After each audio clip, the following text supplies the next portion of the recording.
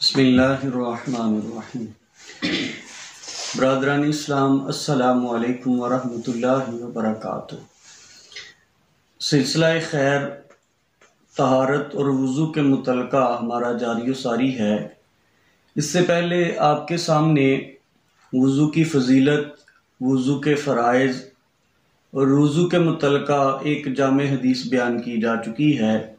آج انشاءاللہ تعالی دوستان عزیز آپ کے سامنے وضو کا مکمل بالاستیاب طریقہ قرآن و سنت کی روشنی میں بیان کیا جا رہا ہے۔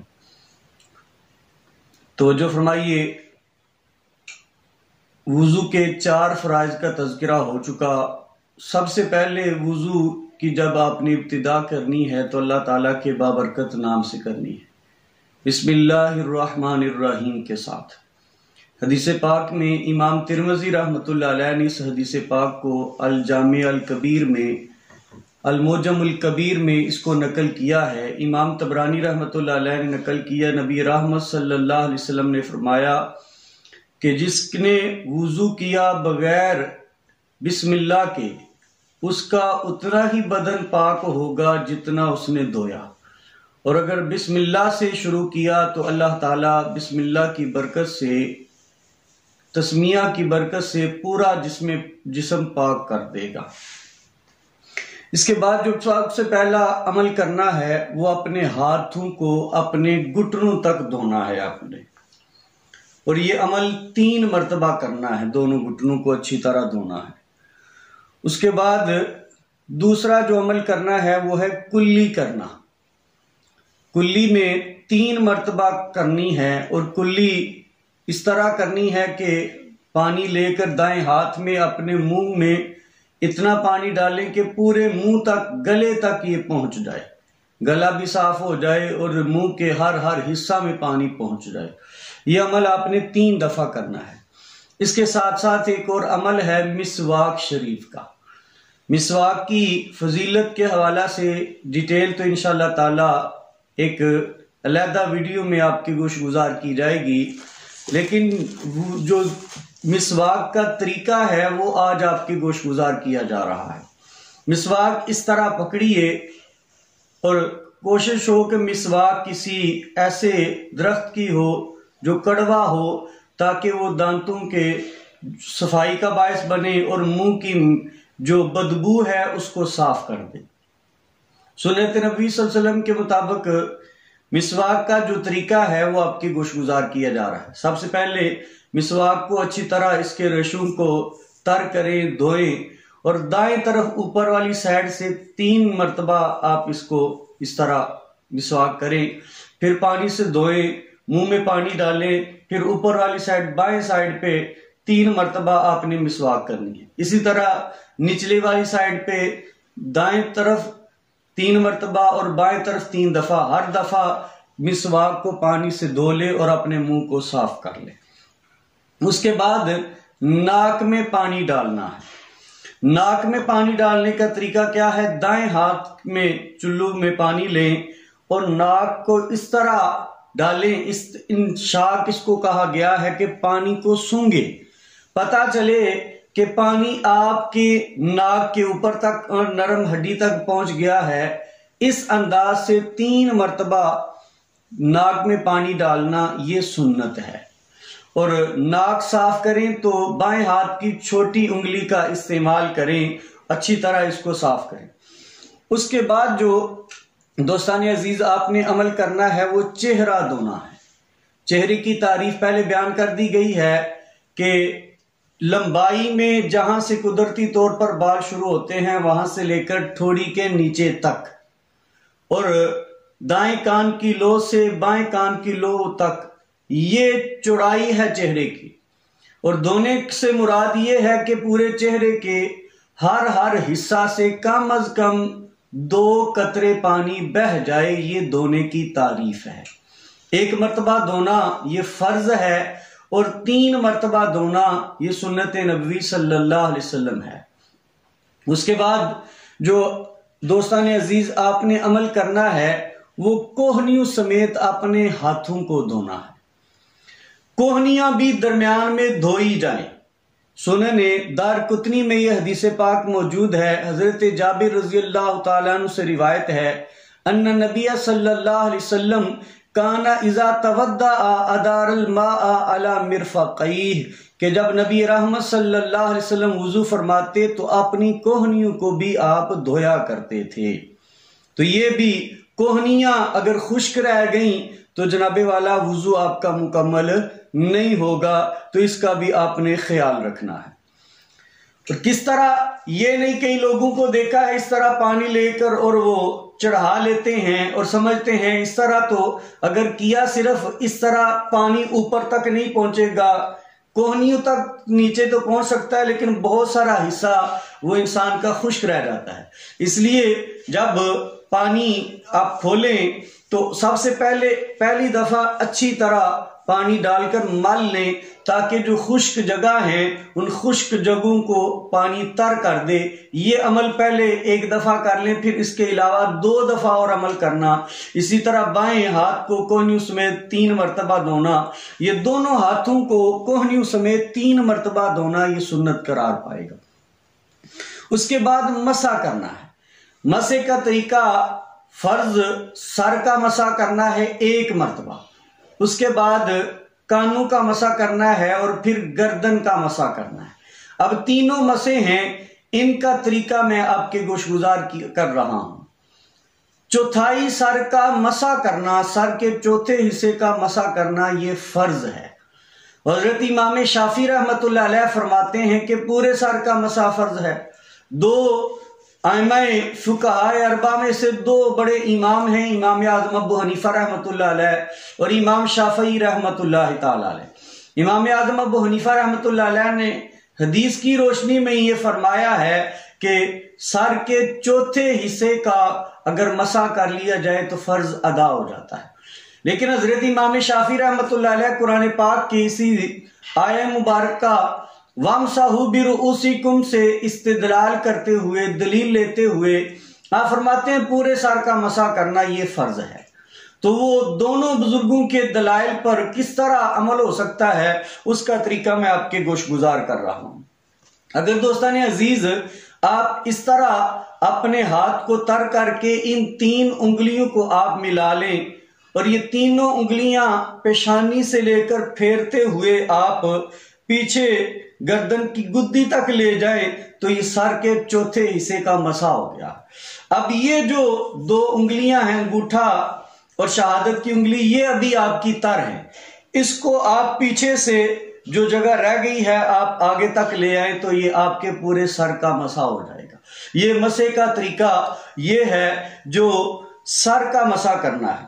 اس کے بعد جو طریقہ کار ہے، آپ دوستوں نے کانوں کا مسح کرنا ہے۔ کانوں کی ایک شیپ ہے قدرتی، یہ جو شہادت کی انگلی ہے کانوں کے سراخ میں ڈالیں اور جس طرح اس کی شیپ ہے اس طرح صاف کرتے کرتے آپ آ جائیں۔ اور انگوٹھا، یہ جو ہے انگوٹھا آپ نے جناب والا پیچھے کان کی پشت پر پھیرنا ہے، یہ آپ کے کانوں کا مسح ہو جائے گا۔ اس کے بعد آپ کی گردن کا مسح ہے، اور گردن کا مسح کرنا یہ مستحب ہے۔ کس طرح؟ ابھی آپ کا ہاتھ کا جو الٹا حصہ ہے وہ بھی تر ہے، اس کو اس طرح پھیریں، اس طرح پھیریں۔ کئی لوگوں کو دیکھا گیا ہے کہ وہ پیچھے سے لے کر گردن کے آگے تک آ جاتے ہیں، نہیں، گردن کی بیک سائیڈ کا، پچھلی سائیڈ کا صرف مسح کرنا یہ مستحب ہے، اس کا خیال رکھنا چاہیے۔ اس کے بعد آپ کا آخری عمل رہ گیا اور وہ ہے دوستان عزیز ٹخنوں سمیت پاؤں کو دھونا۔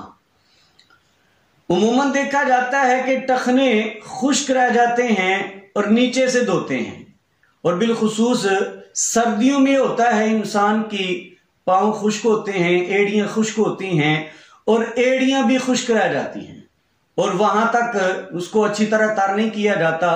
اس کے لیے اللہ کے نبی صلی اللہ علیہ وسلم نے وعید فرمائی ہے اور سخت بات ارشاد فرمائی ہے۔ بخاری اور مسلم کی صحیح روایت ہے، متفق علیہ، نبی رحمت صلی اللہ علیہ وسلم نے بلند آواز سے فرمایا صحابہ کو، وَيْلٌ لِّلْأَعْقَابِ مِنَ النَّارِ، کہ ان کی ایڑیاں جن کی خشک ہیں ان کے لیے جہنم کی آگ کی وعید ہے۔ الیاذ باللہ۔ اس لیے فرمایا اسباغ الوضو، وضو کو عمدہ طریقے سے اچھے طریقے سے کیا کرو تاکہ کوئی جگہ خشک نہ رہ جائے۔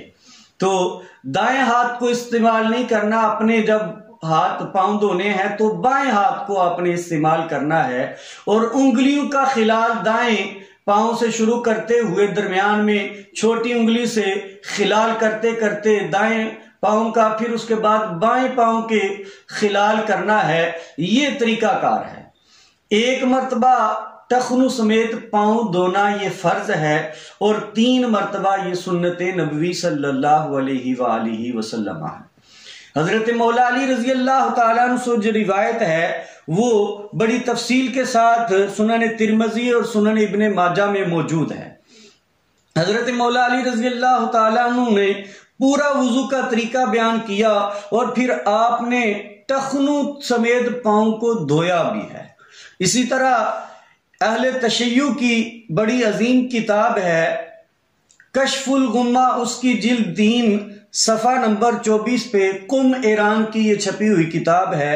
حضرت امام موسیٰ کاظم رضی اللہ تعالی عنہ کہ ایک عقیدت مند ابن یقطین نے وضو کی ترکیب کے متعلق جب سوال کیا تو حضرت امام موسیٰ کاظم علیہ السلام نے اس کا جواب یہ ارشاد فرمایا اس بارے میں تمہیں یہ حکم دیتا ہوں کہ 3 مرتبہ کلی کرو، 3 مرتبہ ناک میں پانی ڈالو، 3 مرتبہ اپنے چہرہ کو دھو، اپنے داڑھی کے بالوں کا خلال کرو، دونوں بازوں کو کوہنیوں تک 3 مرتبہ دھو، اپنے پورے سر کا مسح کرو، کانوں کے ظاہر و باطن کا مسح کرو، یعنی دونوں سائڈ درمیان آگے اور پیچھے دونوں سائڈ پہ مسح کرو، اور اپنے پاؤں کو ٹخنوں تک 3 مرتبہ دھو۔ اور امام موسیٰ کاظم علیہ السلام نے آخر میں فرمایا اس حکم کی خلاف ورزی بالکل نہیں کرنا۔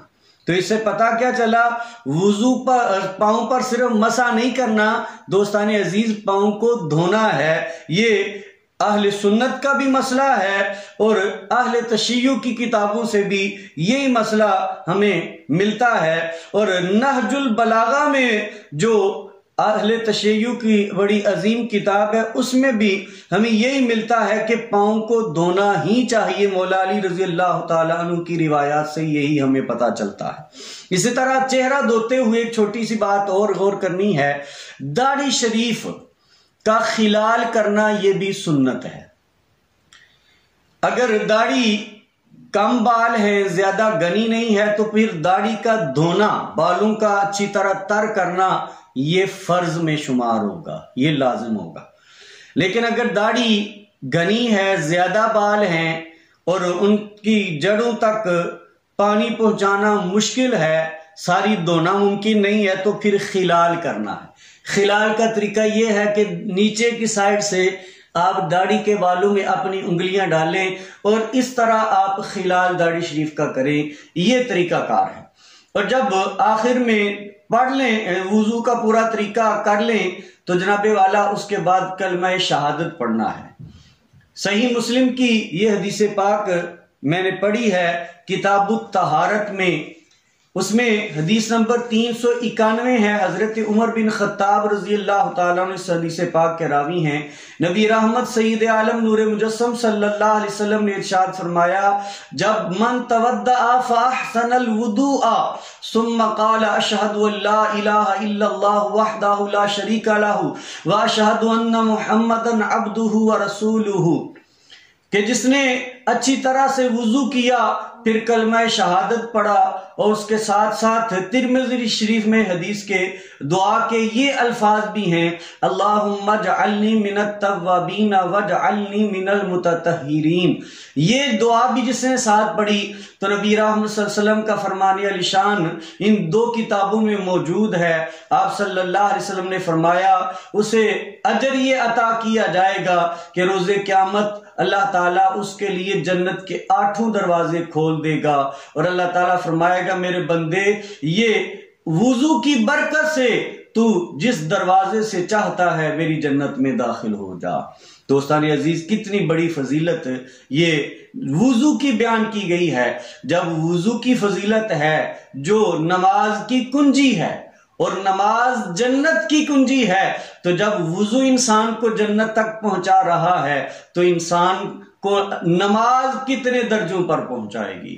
تو دوستان عزیز، یہ مختصر قرآن و سنت کی روشنی میں بڑے جامع انداز سے، بڑے اختصار کے ساتھ، دلائل کے ساتھ میں نے آپ کے سامنے وضو کا طریقہ رکھا ہے۔ اللہ تعالیٰ کی بارگاہ پاک میں التجا ہے مجھے اور آپ کو سنت نبوی صلی اللہ علیہ وسلم کے مطابق وضو کرنے کی توفیق عطا فرمائے۔ وما علینا الا البلاغ۔